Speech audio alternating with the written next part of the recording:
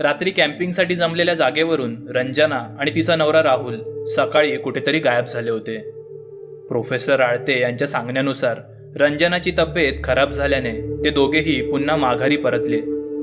अभिषेकला मात्र प्रोफेसरांचे ते बोलणे पटलं नव्हतं. त्याला प्रोफेसरांवर जरा संशय यायला लागला होता. पण विना पुरावा कोणावर असा आरोप करणं योग्य नाही, यामुळे तो शांतच राहिला.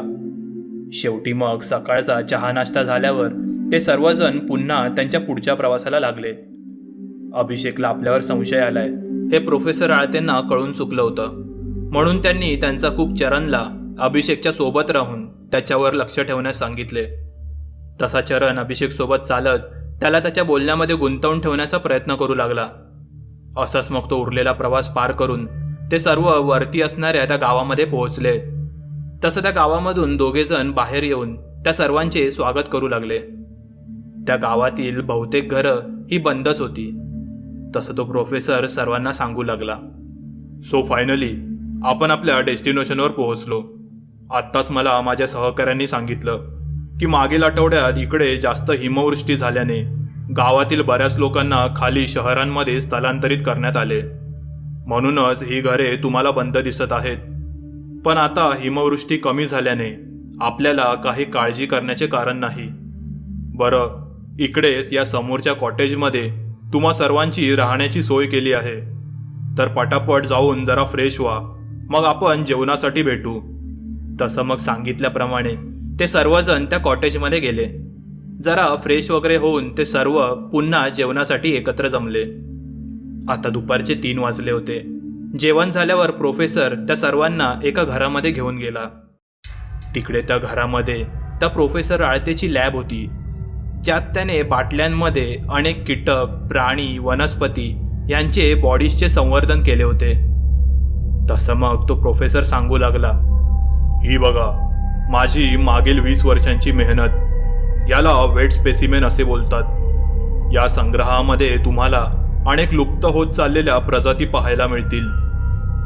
असे बोलून प्रोफेसर आळते त्यांना एकेका प्रजातीची माहिती सांगू लागला. असाच काही वेळ निघून गेला. संध्याकाळचे 5 वाजले. ते सर्व आता बाहेर एकत्र गप्पा मारत बसले होते. तोच मगाशी रंजना आणि राहुलला खाली सोडायला गेलेला राजू गाईड तिकडे आला आणि तो थेट प्रोफेसरांच्या जवळ जाऊन त्यांना कानात काहीतरी सांगू लागला. तसं त्या प्रोफेसरांच्या चेहऱ्यावर काहीसं मिश्किल हास्य उमटलं आणि लगेच पुढच्या क्षणी तो सर्वांना सांगू लागला, आपल्या सर्वांसाठी एक चांगली बातमी आहे. रंजना आणि राहुल दोघेही सुखरूप खाली पोहोचले. रंजनाची तब्येत सुद्धा आता बरी आहे.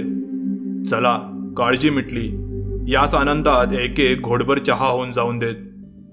असे बोलून प्रोफेसरने चरणला काहीतरी इशारा केला. तसं थोड्या वेळाने चरण सर्वांसाठी गरमागरम चहा घेऊन आला. सर्वजण असेच हसत खेळत गप्पा मारत चहा पित होते.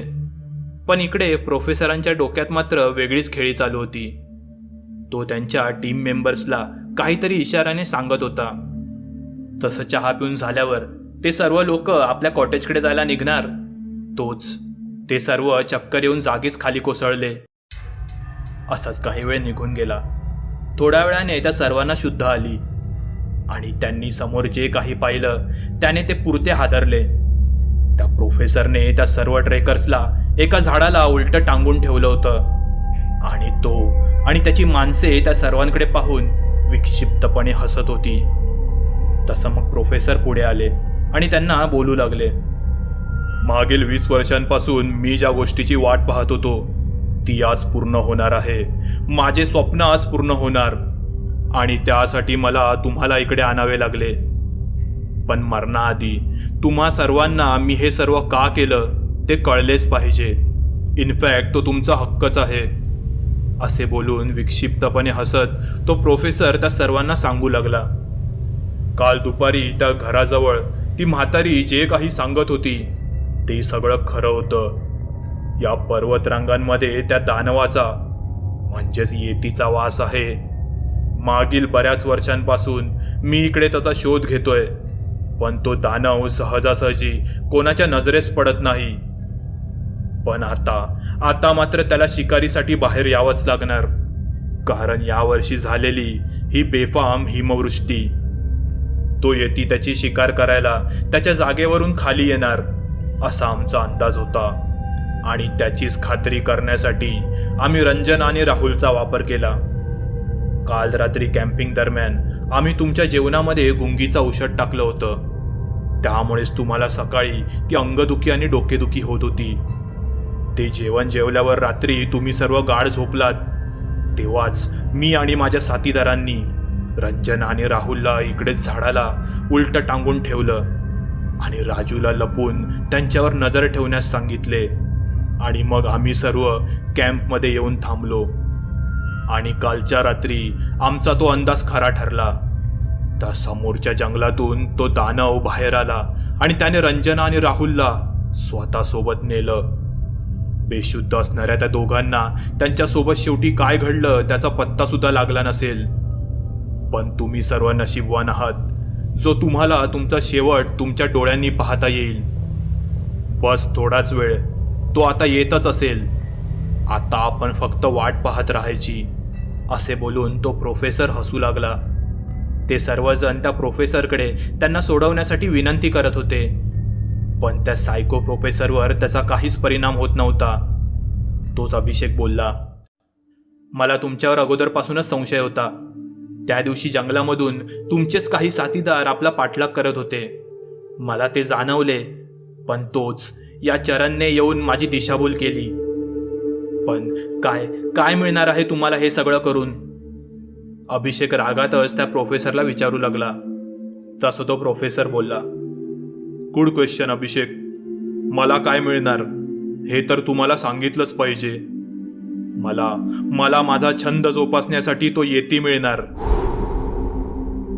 हो, जेव्हा तो तुम्हाला मारायला येणार तेव्हा मी मागून त्याच्यावर गोळीबार करून त्याला ठार करणार. आणि मग त्या येतीची बॉडी माझ्या प्रयोगशाळेत प्रिझर्व करून ठेवणार मी. जसे मी बाकीचे जीव ठेवले आहेत ना, अगदी त्याचप्रमाणे.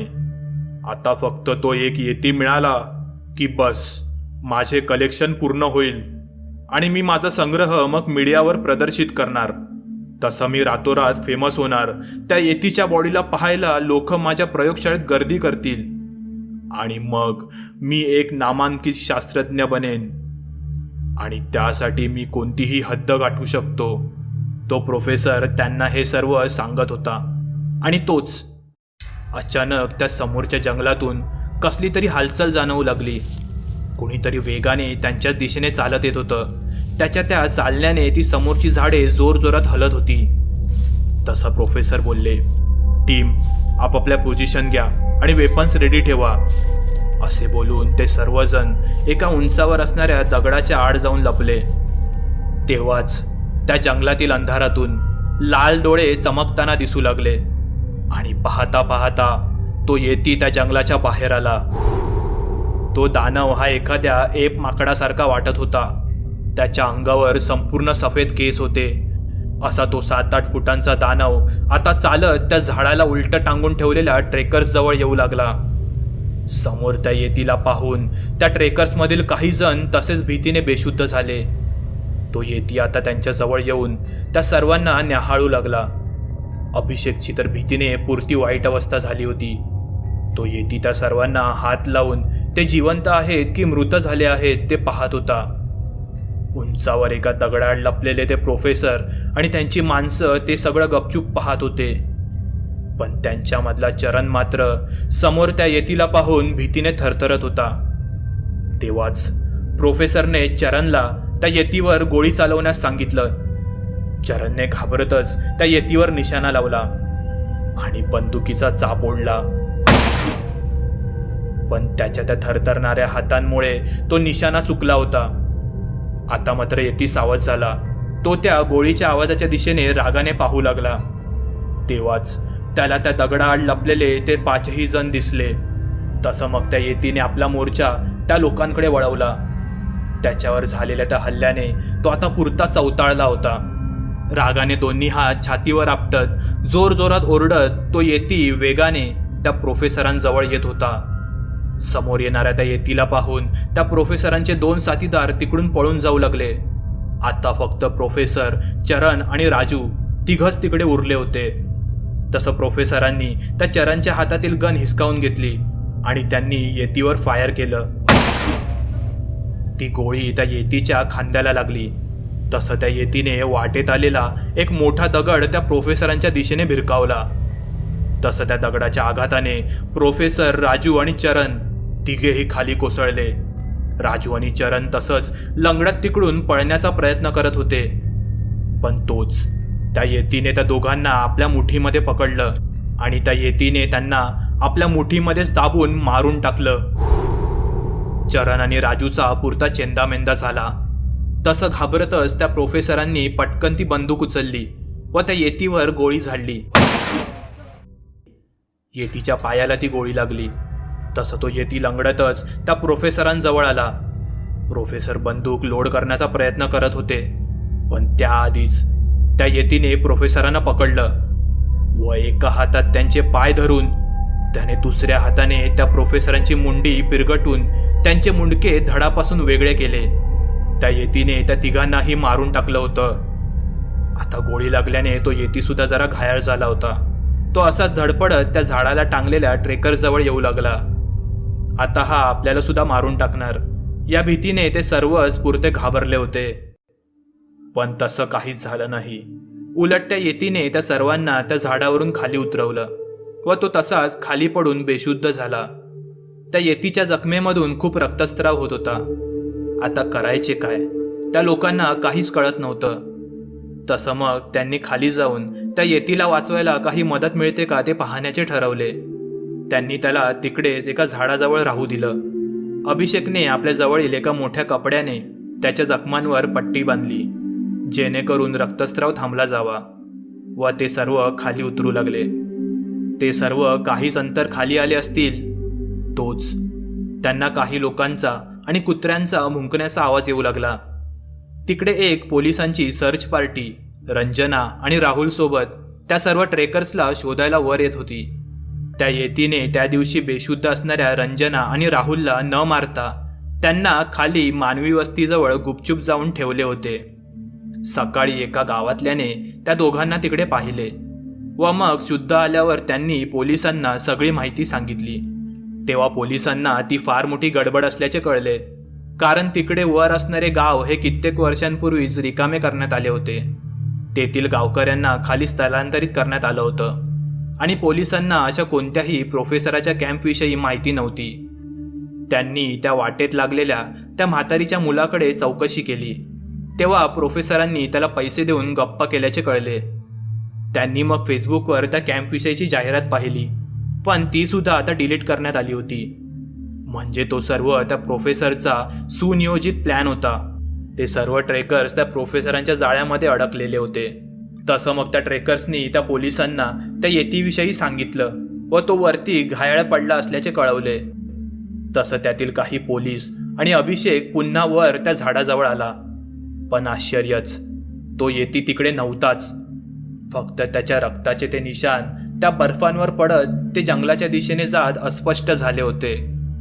तो येती पुन्हा त्याच्या जागेवर निघून गेला होता. तो येती सुद्धा एका प्रकारे मानवासारखाच होता. त्याच्याकडे सुद्धा विचार करण्याची शक्ती होती आणि म्हणूनच त्याने त्या दिवशी त्या निरागस ट्रेकर्सला इजा न पोहोचवता फक्त त्याच्यावर हल्ला करणाऱ्या लोकांना त्याने धडा शिकवला होता.